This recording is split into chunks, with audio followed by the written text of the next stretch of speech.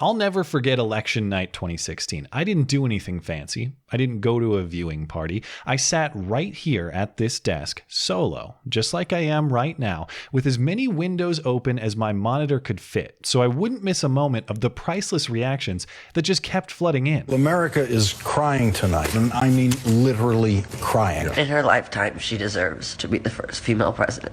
And that's what makes me so sad. This was a white lash. It was a white lash against a black president. I have no respect for women who voted for Trump, okay? I just think you're dumb, okay? I think you're fucking dumb. You are this close to handing Trump ultimate power on this planet. Are you insane, you pathetic losers? It was a real-time montage for the ages. It captured my attention and kept me laughing for hours. But apparently I did in fact go to bed too early that night because there was one significant story I somehow missed. At the University of California, San Diego, shortly after midnight local time, roughly 1,000 students started marching in opposition to the new president-elect across campus and through the surrounding community, putting all of their bright young minds together to craft a compelling message of resistance. Stop Donald Trump! Stop Donald Trump! Stop Donald Trump! Not a lot of creative writing majors in that crowd, I guess. Don't you guys have class in the morning? I don't know. I think we're all kind of upset about how the election turned out. Some people have midterms in 6 hours, but this is so much more important. This is like history in the making. Turns out there was history of sorts in the making, but more the type of history you see chronicled in the Darwin Awards. As local news reports, the protest expanded and traveled from campus squares into the streets. Those students clearly not accepting Trump as their new president. Now, they started the protest on campus and quickly spilled out onto the streets as that crowd grew. And it didn't stop there. Apparently, the best way to protest electoral injustice is to walk into oncoming traffic, and all the better if that traffic is traveling at highway speeds. These protesters walked onto Interstate 5, where one of them was promptly hit by a car, crushing her pelvis and fracturing her leg.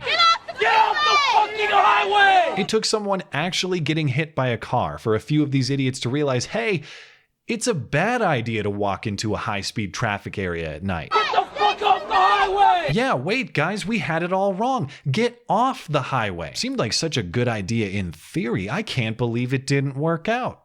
But we'll have to give it another shot later. True freeway jaywalking has never been tried. Now to me, and I'm guessing to most people, the only blame to go around in this case is for these kids who walked into traffic generally, and for the girl who got hit by the car specifically. Play stupid games, win stupid prizes. Just try to be happy with your consolation prize of a mangled leg, even though you didn't win the grand prize of a gruesome, dismembered death. In a sane world, that would be the end of this story, and were that the case, I might be able to retain a morsel of sympathy for this girl. We all make mistakes when we're young. This is a particularly embarrassing mistake, but wait it out and the story will fade from public memory if the public ever even learned of the story at all. Like in my case, where I never did. But that's not what she's doing, though. Instead of letting this story die a natural death, Maria Flores is amplifying the volume and reach of her own stupidity by filing a lawsuit against the driver of the car, the city and county of San Diego, and the university, alleging they all bear responsibility for her lost wages, loss of property, medical expenses, property damage, and loss of earning capacity. But Flores and her lawyer are being generous and reasonable about the incident. They aren't saying it's all the school and local government's fault. Just partly their fault. Says her lawyer via the LA Times, "We think it's a case of shared responsibility of the school, Maria, and the driver, and we're not saying that anybody is without fault or fault-free. We think other people bear some responsibility as well." According to the coverage in the school's student newspaper, Flores and her lawyer alleged the school planned and organized the protest and did nothing to stop it. The lawyer says not doing anything and failing to act is legally the same thing as supporting the protest. This passage makes no sense to me. First, they allege the school planned and organized the event, and then they allege that the school's non-action is the same thing as supporting the protest. I thought you just said they organized the protest. If they organized the protest, then of course they support the protest. Because of this lack of clarity and just overall curiosity about the case this lawyer wants to make, I had to take a Google over to the Superior Court of San Diego to read this complaint for myself. And of course, it doesn't disappoint. The complaint is very brief, but it does make the allegations the reporting describes. The school organized the protest. They never attempted to control the protest.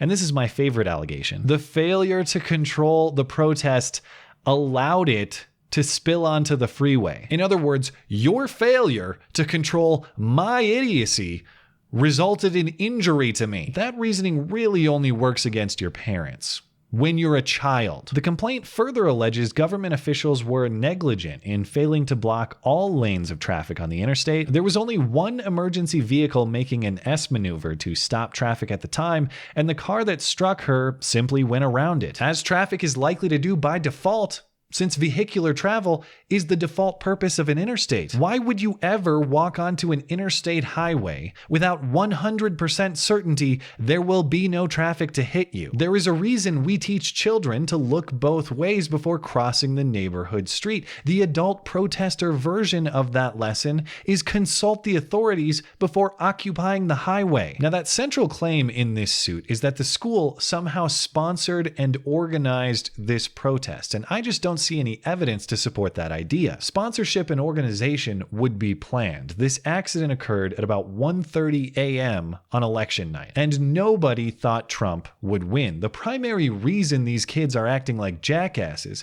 is because of their heated emotions in response to an unwelcome surprise. It doesn't make sense to think the school would plan an anti-Trump protest when conventional wisdom at the time was there would be no Trump presidency. But we can still check for ourselves. The school's events calendar from the time is still available. There was an election night viewing party in a theater that night, but no protest event planned for that evening or the day after. And even if we are to believe that the school planned this anti-Trump protest and just deleted the calendar event or never promoted the event at all, how are we supposed to believe that the school encouraged students to walk into oncoming traffic at night? And even if they did, wouldn't we assume, based on the massive potential for liability, that the school would have worked with local government officials to ensure that every lane of traffic would in fact be obstructed? I have no idea what this girl's likelihood of success is in court. And frankly, I care less about whether she wins or not, and more about a culture where this type of thought is reasonable. One of our great modern cultural tragedies is a void of personal responsibility, and this story might be the greatest allergy to that value I've ever seen. Every piece in this sequence of events is explained by fingers pointing at everybody else and never inward. Election didn't go my way? Well, that's everyone else's fault. I better go yell at them in the streets. Oh, the streets are dangerous? Well, that's everyone else's fault too. I can't be expected to keep myself safe. Oh, so my own recklessness created costs to pay? Well, find somebody else to pay them, because everybody else should protect me from my own stupidity. If you've reached this final level in the blame game, if you can't even accept responsibility for controlling your own stupidity, if even that burden rests upon somebody else, if you can't contribute any form of responsibility to yourself, what possible form of responsibility can you contribute to society? This story is a symptom of a philosophy that everything is owed to me, but nothing will ever be given. And I have no idea how we're going to fix that culture.